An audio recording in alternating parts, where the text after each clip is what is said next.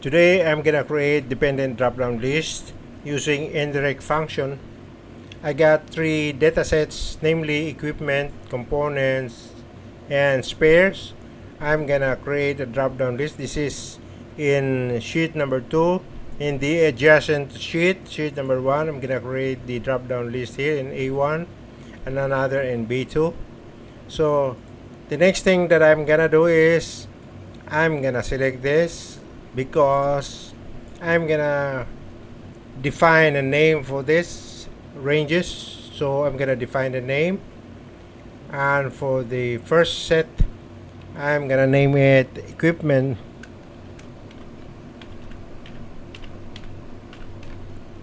Okay, and then click OK. For the second set, okay, define name.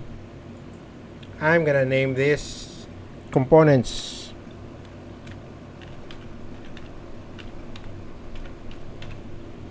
And click OK. And for the last one, the third one,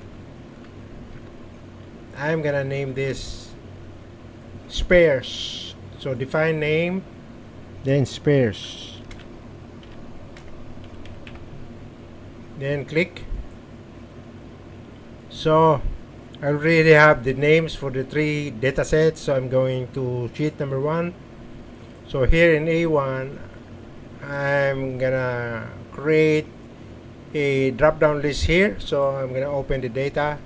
I'm gonna open the data validation, and then I'm gonna select the list. And then for the source, I'm gonna name this. The first one is equipment.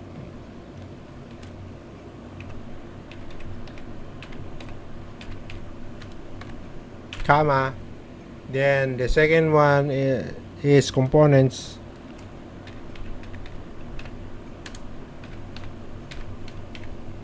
And the third one is spares. Okay, then click OK.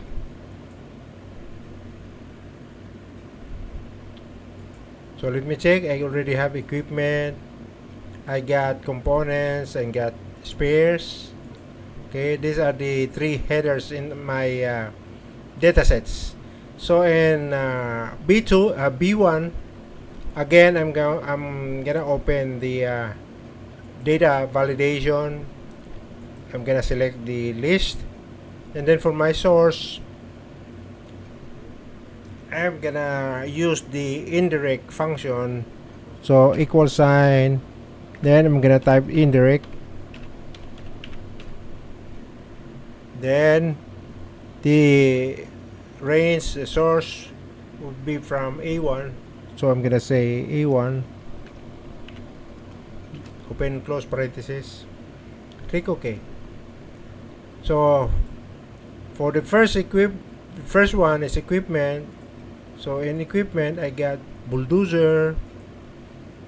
Okay, I got excavator. All equipment, scraper, hauler. What else? Forklift truck. Okay. Skid steer loader. Air compressor, asphalt beaver, etc.